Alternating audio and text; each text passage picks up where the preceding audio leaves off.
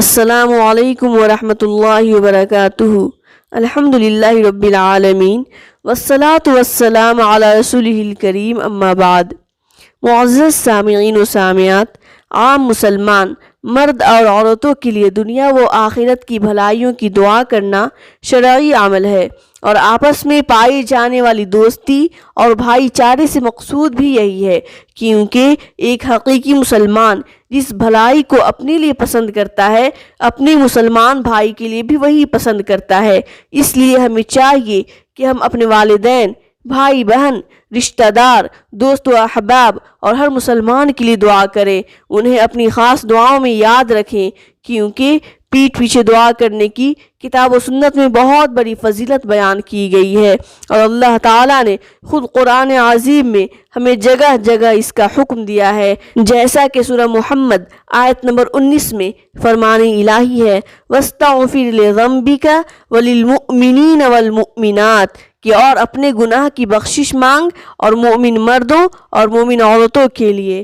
اور اللہ تبارک و تعالیٰ نے سورہ حشر آیت نمبر 10 میں صحابہ کرام رضوان اللہ علیہم اجمعین کی صفت سے ہمیں آگاہ کیا کہ وہ کیسے دوسروں کے لیے دعا کیا کرتے تھے۔ وَالَّذِينَ جَاءُوا مِن بَعْدِهِمْ يَقُولُونَ رَبَّنَا اغْفِرْ لَنَا وَلِإِخْوَانِنَا الَّذِينَ سَبَقُونَا بِالْإِيمَانِ، یعنی اور ان کے لیے جو ان کے بعد آئے، وہ کہتے ہیں، اے ہمارے رب ہمیں بخش دے اور ہمارے ان بھائیوں کو بخش دے جو ہم سے پہلے ایمان لائے۔ نیز اللہ تعالیٰ نے حضرت ابراہیم علیہ السلام کی بابت خبر دیتے ہوئے فرمایا، یعنی حضرت ابراہیم علیہ السلام کی دعا بیان فرمائی، ربنا اغفر لی ولوالدی وللمؤمنین یوم یقوم الحساب، کہ اے ہمارے رب مجھے بخش دے، میرے ماں باپ کو بھی بخش دے اور دیگر مومنوں کو بھی جس دن حساب قائم ہوگا۔ ابراہیم علیہ السلام نے یہ دعا اس وقت کی جبکہ ابھی ان پر اپنے والد کا اللہ کا دشمن ہونا واضح نہیں ہوا تھا۔ جب یہ واضح ہو گیا کہ میرا باپ اللہ کا دشمن ہے تو اس سے اظہار برات کر دیا۔ ان تمام آیات میں پیٹھ پیچھے دوسروں کے لیے مغفرت کی دعا کرنے کا بیان ہے، جس سے پیٹھ پیچھے لوگوں کے لیے دعا کرنے کی فضیلت واضح ہے، اور حدیث مبارکہ میں ایک مسلمان کا اپنے دوسرے مسلمان بھائی بہن کے لیے غائبانہ طور پر دعا کرنے کے فائدے بھی بیان کیے گئے ہیں، جیسا کہ حضرت ابو درداء رضی اللہ تعالیٰ عنہ بیان فرماتے ہیں کہ انہوں نے رسول اللہ صلی اللہ علیہ وسلم کو فرماتے ہوئے سنا، ما من عبد مسلم يدعو لأخیہ بظہر الغیب الا قال الملک ولک بمثل، کہ جو مسلمان اپنے مسلمان بھائی کے لیے پیٹھ پیچھے دعا کرتا ہے تو فرشتہ کہتا ہے تیرے لیے بھی اس کی مثل ہو۔ صحیح مسلم حدیث نمبر 2732۔ اس سے واضح ہے کہ دوسرے مسلمان بھائی کے لیے غائبانہ طور پر دعا کرنے سے انسان کو یہ فائدہ حاصل ہوتا ہے کہ اس کے حق میں فرشتے اللہ تعالیٰ سے سفارش کرتے ہیں کہ یا اللہ اس کو بھی وہ کچھ عطا کر جو یہ کسی دوسرے کے لیے تیری بارگاہ میں درخواست کر رہا ہے۔ اور ایک دوسری حدیث میں حضرت ابو درداء رضی اللہ تعالیٰ عنہ سے ہی مروی ہے کہ رسول اللہ صلی اللہ علیہ وسلم فرمایا کرتے تھے،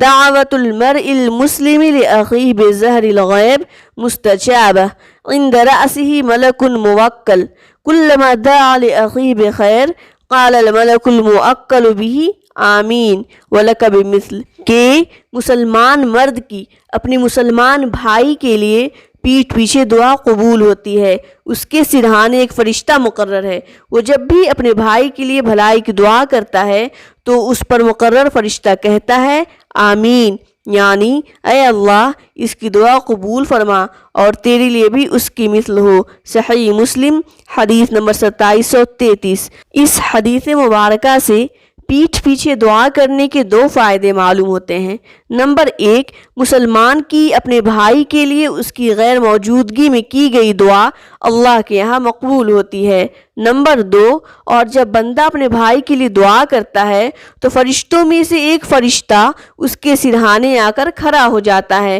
اور کہتا ہے آمین، اور تیرے نصیب میں بھی وہی خیر ہو جس کی دعا تو نے اپنے بھائی کے لیے کی ہے۔ عزیز سامعین و سامعات، سب سے بڑا تحفہ جو دوسروں کو کوئی شخص دے سکتا ہے وہ ان کے لیے دعا کرنا ہے۔ انسان کو چاہیے کہ جس طرح اپنے لیے دعا کرتا ہے اور اپنے معاملات کے لیے اللہ سے مدد مانگتا ہے، اسی طرح اپنے بھائیوں کے لیے بھی دعا کرے، اس لیے کہ ایسا شخص ایمان کے درجات کو پا لیتا ہے، کیونکہ حدیث میں ہے نا کہ کوئی شخص اس وقت تک مومن نہیں ہو سکتا جب تک کہ وہ اپنے بھائی کے لیے وہی پسند نہ کرے جو وہ اپنے لیے پسند کرتا ہے، متفق علیہ۔ اور اگر آپ کسی کے لیے اپنی محبت کا بے لوث عمل پیش کرنا چاہتے ہوں تو اس کے لیے غائبانہ دعا سب سے بہتر چیز ہے۔ کوئی چیز یہ ثابت نہیں کرتی ہے کہ کوئی شخص کسی سے کتنا زیادہ محبت کرتا ہے، اس سے زیادہ کہ ان کا ذکر نماز میں کیا جائے، وہ بھی سجدہ میں دعا کرتے وقت، اور دوسروں کے لیے دعا کرنے سے دعا کا ثواب بھی ملتا ہے اور دوسروں کی خیرخواہی کی فضیلت بھی حاصل ہوتی ہے۔ نیز جب کوئی دوسروں کے لیے اچھا کرتا ہے تو یہ غیر متوقع اور ناقابل تصور طریقوں سے واپس بھی آتا ہے۔ آخر میں اللہ تعالیٰ سے دعا ہے کہ اے اللہ، تو ہمیں اپنی زبان مسلمان بھائی کے لیے دعائے خیر کرنے میں استعمال کرنے کی توفیق عطا فرما۔ آمین ثم آمین۔ والسلام علیکم ورحمۃ اللہ۔